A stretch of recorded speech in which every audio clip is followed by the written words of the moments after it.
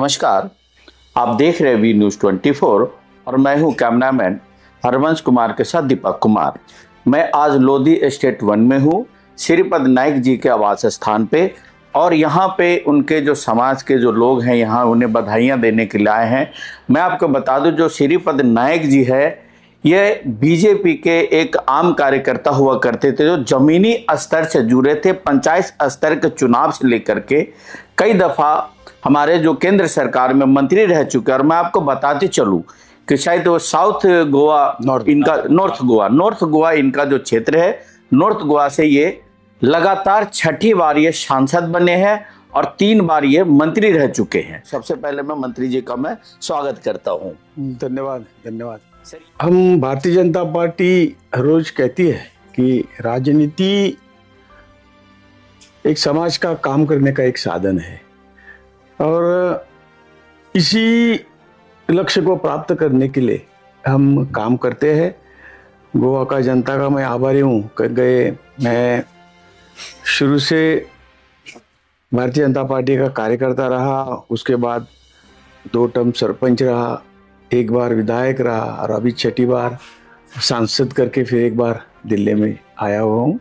और ये सब हमारे संसदीय क्षेत्र के जनता का विजय है, जनता की देन है, और उनका काम हर बार करना, उनके जो कोई प्रॉब्लम है हर बार सुलझाना, यही काम करते करते यहाँ तक पहुँचा हूँ। इसलिए इस जीत का सभी श्रेय जो है उन सबसे पहले उनके लिए है। और इनके कारण जो केंद्र में भी 2-3 बार, जो अटल जी के सरकार में भी मंत्री बनके देश की सेवा करने का मौका मिला, फिर मोदी जी के दोनों सरकार में फुल टाइम मंत्री करके काम करने के मौका मिला, और आज भी फिर 1 बार चुन के आया हूँ। कल वो फैसला हो जाएगा, यानी कि 4थी बार भी मंत्री बनेंगे। जरूर। तो और यही तो, इसके पीछे तो राज यही है।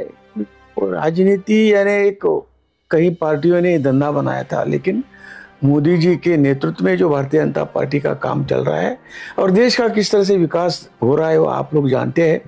देश को विकसित करना है, इतने साल हो गए, 75 साल में हम देश को विकसित कर नहीं पाए, लेकिन मोदी जी का जो सपना है कि आने वाले 2047 में एक देश को दुनिया में 1 नंबर का राष्ट्र करने का, विकसित करने का जो संकल्प लिया है, उस संकल्प के कल के तरीके से हम काम कर रहे हैं।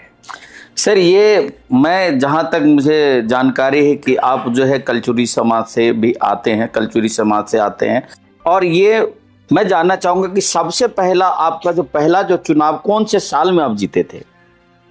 पहला चुनाव मैं लोकसभा का पहला चुनाव मैं 99 में जीता था। 99। उससे पहला विधायक भी थे? हाँ, उससे पहले 94 से 99 तक विधायक बना जी, और बाद में यहाँ लोकसभा लड़ाने का काम भी पार्टी ने बोला कि ये करना है। उसके बाद में, उससे पहले मैं 84 से 94 तक 10 साल, 1 साल पंच था, 9 साल सरपंच था गांव का। तो ये सिलसिला चल रहा है, लोग अपना आशीर्वाद देते हैं, हम काम करते चले जा रहे हैं, ये चला है जब तक।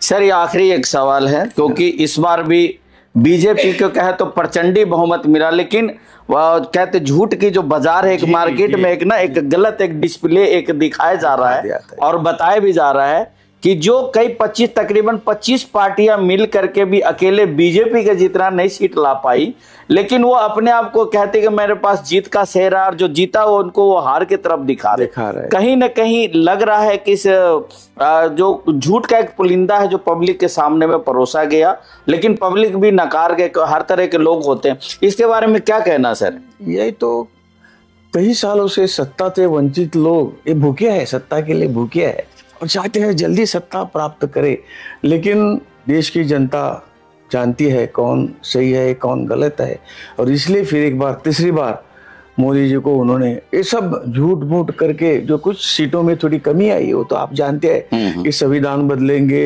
1 लाख रुपया देंगे, ऐसे झूठे वादे करके उन्होंने थोड़े सीट अपने बढ़ाए हैं, लेकिन जनता ने जाना है।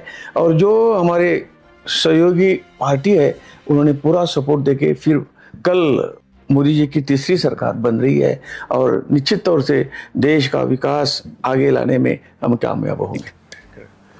ये एक कहना है सबके लिए कि हम सब भाग्यशाली है कि माननीय नरेंद्र भाई मोदी जैसा ऐसा एक लाल इस देश को मिला है, जिन्होंने गए 10 साल जिस तरह की देश को आगे बढ़ाने का काम, पूरे दुनिया में भारत का नाम ऊंचा करने का काम उन्होंने किया हुआ है। और आज मैं खुश हूं कि फिर एक बार, तीसरी बार मोदी जी इस देश के प्रधानमंत्री बनेंगे और निश्चित तौर से जो विकसित भारत का हम सबका सपना है वो साकार करेंगे। मैं इनको तहे दिल से उनको बधाई देता हूं और देश आगे ले जाने के लिए हम आपके साथ है, यही कहना चाहता हूँ। चलिए बहुत बहुत धन्यवाद। तो हम सभी जो हमारे जो कल्चरी समाज के लोग हैं उनके तरफ से अग्रिम हम लोग जो यशोपद नाइक जी को बधाई दे रहे हैं कि इनको फिर से कल कोई ना कोई अच्छा ही मंत्रालय इनको मोदी जी के सरकार में यानी चौथी बार मिलेगा। तो हमारे जो बीच में नरेंद्र जायसवाल जी, मैं उनसे कुछ मैं जानना चाहूंगा। तो यहाँ पर हम लोग जो कल्चरी समाज के जो लोग हैं आज मंत्री जी को बधाई देने के लिए अग्रिम, यानी कि कई बार वो जीत चुके हैं और मेरे ख्याल से वो जब तक रहेंगे तब तक वो विजयी ही रहेंगे। गोवा में शायद उनको हराने वाला कोई दूसरा आने वाला नहीं उस जगह पे। दीपक जी, आज हम सब के बहुत ही गौरव और सम्मान का दिन है। पूर्व आशाओं पर खरे उतरने वाले भारतीय जनता पार्टी के सिपाही के नाते, मंत्री के नाते, सांसद के नाते और नॉर्थ गोवा की आन बान शान केवल कलवार समाज के गौरव नहीं, भारतीय जनता पार्टी की आन बान शान है, गोवा के लोगों के स्वाभिमान के प्रतीक हैं और उनका निरंतर इन्होंने मान सम्मान रखा है। इतने विपरीत परिस्थितियों में जहां झूठ का पुलिंदा पूरे देश में प्रचार हुआ, नॉर्थ गोवा की सीट लाखों वोटरों के मार्जिन से यानी 1,86,000 के आसपास जो वोट जीत का सेहरा माननीय श्रीपद नाइक जी के सर पर आया है, निश्चित रूप से समाज का गौरव बढ़ा है। और माननीय मंत्री जी के आशीर्वाद और सहयोग से समाज के अन्य 5 लोग भी जीत कर आए हैं, जिसमें से 2 उत्तरी भारत से हैं और 2 दक्षिणी भारत के लोग भी जीत के आए हैं। इस प्रकार से इस बार भी बहुत सारे लोगों का लोकसभा में प्रभुत्व और प्रभाव और उनका प्रतिनिधित्व कल्चरी समाज का रहने वाला है।